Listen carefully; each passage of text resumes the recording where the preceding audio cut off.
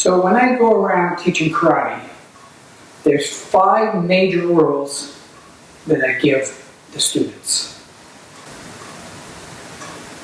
These rules will help you with the foundation of your karate. So if you want to get more powerful, and you want to get more explosive, faster, apply these rules to what you're doing. Work on the basics first, and progress from there. But these 5 rules are the foundation of your development in karate. So rule number 1, 98% of the time, your hips must rotate in one way or another. So if you're punching, you need to rotate your hip. So that's 98% of the time. If you're blocking, you need to rotate your hip. The 2% that it doesn't rotate is when you're doing a double hand motion. Here, here, here, here, here. Those kind of movements uses the hip this way. So it's a pelvis tilt. So if you're doing like a Pinan Sandan, it would be rotate this way. This is Seisan. Some kata here, boom, boom. So always boom. This motion. So when you're rotating your hip, you need to know whether you're going to be in a wide stand or a narrow stand, depending on your technique and the application. I usually don't teach width in stands until green belt and up. Outside of that, it's pretty well standard. So the most basic one is your hip width is even with the inside of your feet, or your shoulders are even with the outside. For you, your width. And that's the best balance that you can get to be stable. Now, if I am going to do anything where I'm doing like a baseball swing, so if the ball's coming, I've got a baseball bat, and I want to swing out and hit outside the park, like a baseball swing, I need to bring the hip around and be wide. So I call that a baseball swing stance. Now when you do that, your body turns this direction. If you're going to do something that I call a push, then it's a narrower stand, like a lunge punch.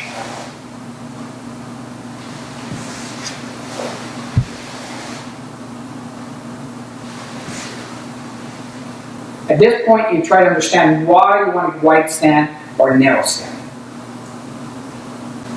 So if your back hip is going towards your belly button, like for a reverse punch, you have a wide stand. If your back hip is going away from your belly button, then it's a narrow stand, like the Oizuki. So back hip goes towards my belly button, wide stand. Back hip away from my belly button, narrow stand. Back hip towards my belly button, wide stand. Back hip away from my belly button, narrow stand. Back hip going towards my belly button. Back hip going away from the belly button.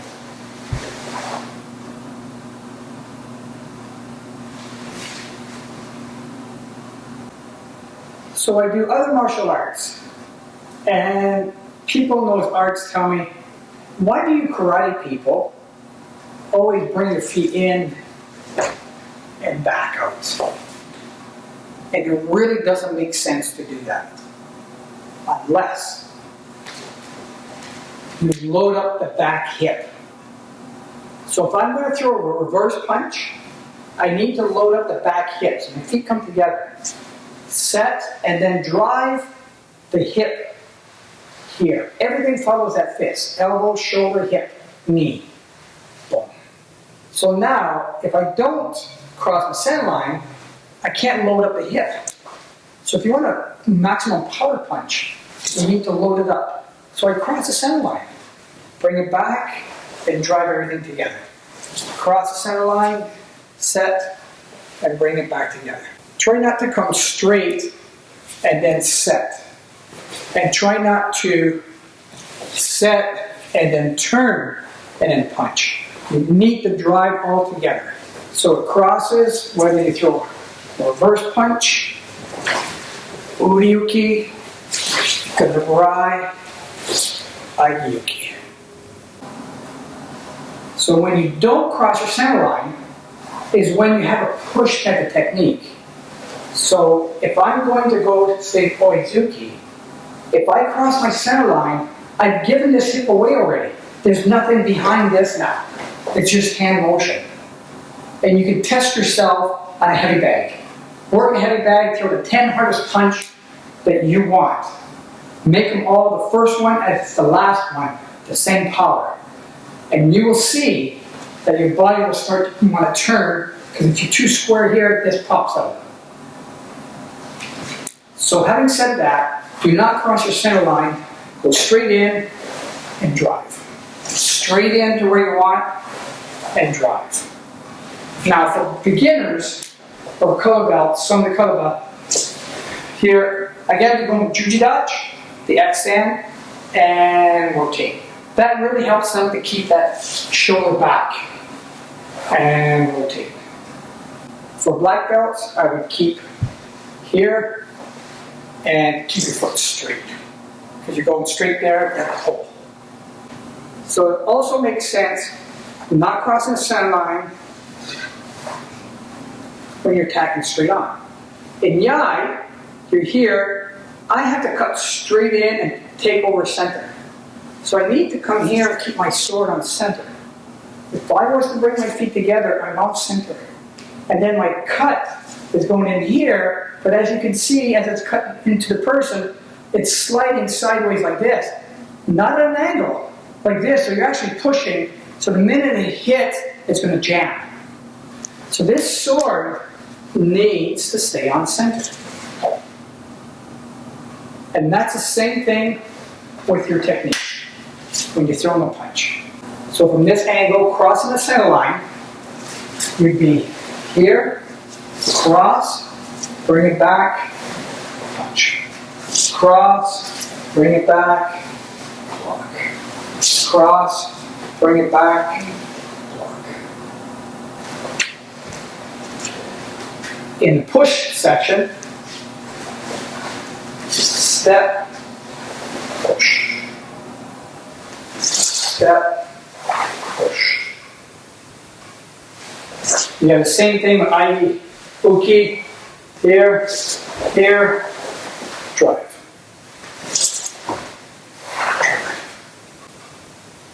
So what I've done is a forward stand. Now for Kukutsudachi, the back stand, same principle. So if I'm going to do a baseball swing type of motion, I need to be lighter.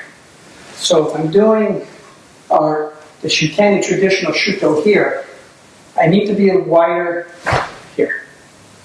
Cross the center line, set, and bring everything together here.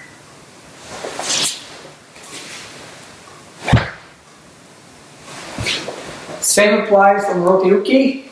So if I'm here, bring across, set, through.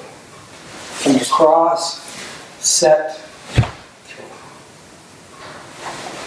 If I'm doing a push action, The push action would be straight in this way. I don't want to cross my center line because then I give this hip away. I hold that hip back and drive. Hold that hip back and drive. The same applies for Nikawashi Dachi, cat stand. So cat stand, if I'm going like a baseball, I'm going into it, my back hip is going towards my navel, I want to square up. I cross, set, load up the hip. If I'm doing a push type, then it's there. I don't need to cross the center line. So the same applies for Juji Dachi, which is the X stand. If I'm going to wide stand, it'd be this way.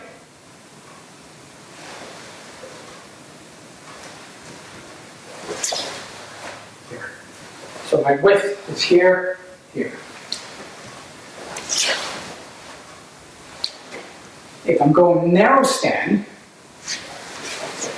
here. So my back hip is going away from my navel. Going this way.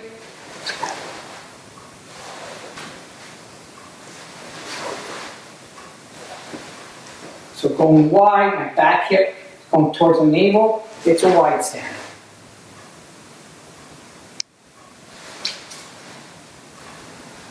So rule number one, 98% of the time, your hips must rotate in one way or another.